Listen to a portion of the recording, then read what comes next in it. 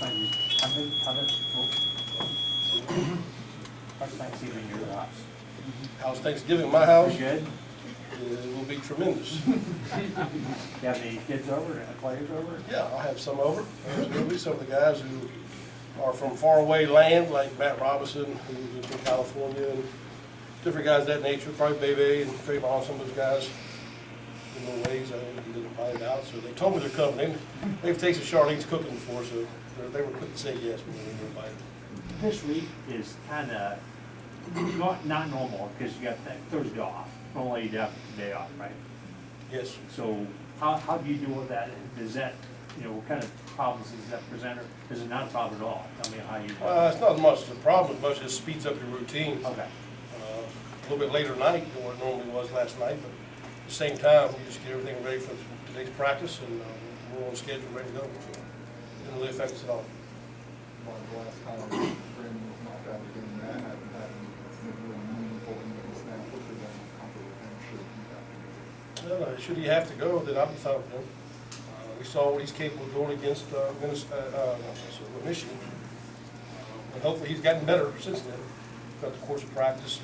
And I just think the critical part of those guys like Matt, Isaiah, when you're in a backup role, when you get your opportunity, and how you perform obviously is important. But what's even more important, in my opinion, is how you learn from your mistakes. And hopefully Matt's learned from his mistakes back in the Michigan game. He's gotten better. What was your take on the hit that Brandon took? Everybody saw it, right? I mean, I don't know how you, I don't know. It's just, that's a rough one. It's got to kind of keep, we're not in control of that, so we can't handle it, so we just go ahead and move forward and do the best we can.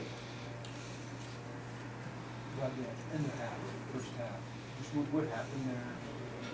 What's the decision making on 2 timeouts? Yeah, we was in a spot where, we thought about kicking a field goal, talking about that, was concerned because the wind was in his face and might be pushing him too far out of his range.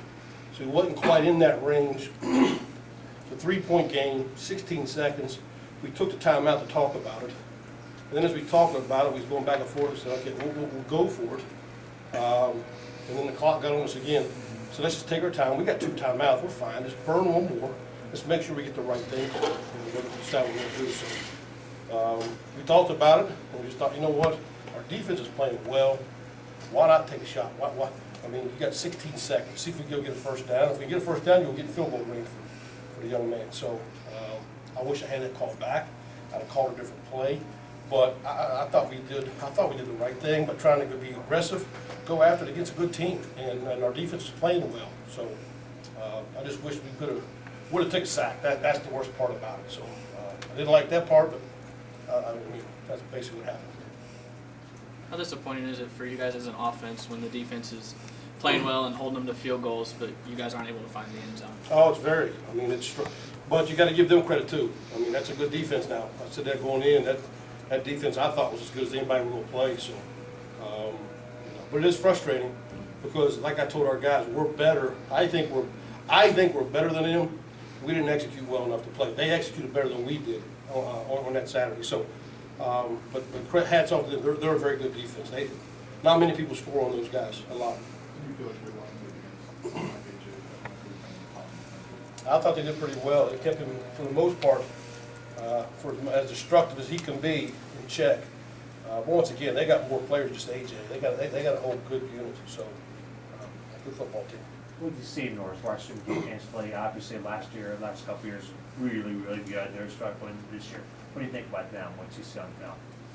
Well, it's crazy because defensively, once again, here we are. I think they're pretty good. They do a good job defensively. I mean, they're giving up some points, but not a lot. I mean, they're keeping their team, their football team, in games. I think offensively they've struggled a little bit, so it's going to be a tremendous matchup again because we're going up against a good defensive front, some seasoned linebackers, got some secondary guys back that are older. It's a good defensive unit. How much did you see, how much reps do Matt and Isaiah actually get in the middle of this season? Yeah, all three of them get reps. They've been that way They've been that way all year. So I always try to get 3 quarterbacks reps throughout the course of practice.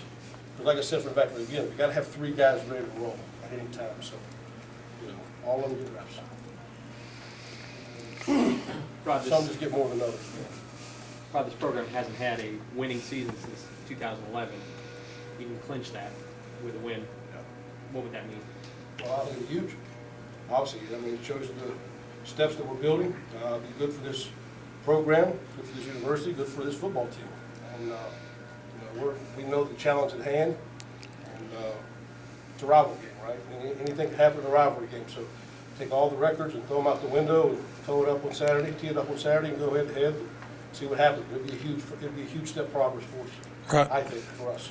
Rod, once you know your schedule past this weekend, what's the benefit of those extra practices going to mean to you guys? Oh, it'll be invaluable, just for the simple fact it's like having an extra spring ball for you know, the new guys, the young players, as well as continue to work on the camaraderie, the timing, all the things that go into to an offense and a defense for 15 more practices. So that's huge. Mm-hmm. We haven't been able to take advantage of that the last several years. It's been a while, right? So that's huge for us to be able to get Isaiah Williams, to get all those guys, Kyron Cumbie, all those young guys who maybe not get quite as many reps as what they could be. That's 15 more practice, an extra spring ball. Then you get a spring ball as well, so it's huge for the continued development of our program. Ron, let me mention that last quarter against Northwestern last year, he was starting to see things turning. Do you see that from an offensive perspective that things started this?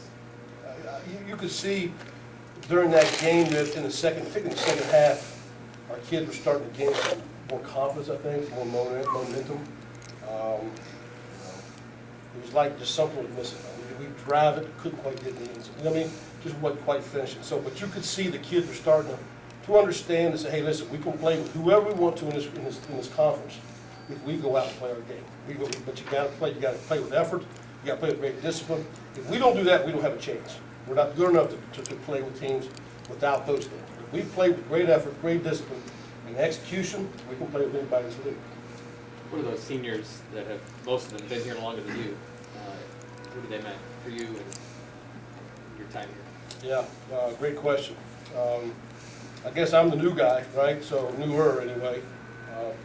But I just think the bond with those guys. You know, I got a special place in my heart for them because I know the tribulations that they went through their whole career. Guys like Drake Brown, you know, Reggie Corbin, those guys. Some of the stuff that they went through is tough, and you know, so I met with the offensive staff, and I told our guys I didn't think they played for the darn Saturday. I don't think they played the execution and the effort that we need to. But I vowed to them that we're going to play better this week. I'm going to coach better this week. Our coaching staff will pour everything we have, and for any reason at all, for the seniors, because they deserve everybody's last bit of effort going into this game. So super proud of those guys. They deserve everything, and we got to go out there. See, like Carol Graham just heard president here, maybe his role's changed a few times since he's been here. Absolutely. His presence made mention, what have they added, sticking around and working through all the time? Well, once again, that's a voice of experience they could provide for the young guys, and they've kind of been there, done that, seen the worst of it, and they're seeing the fruits of our labor too. They're the reason, in my opinion, that we are making the steps. It's because of the foundation they've set, and we'll continue to build on those things. So I'm excited about those guys. And you know, Caleb brings a huge impact to our offense, not just from an athletic standpoint, but also a mental standpoint, an experience standpoint. You know.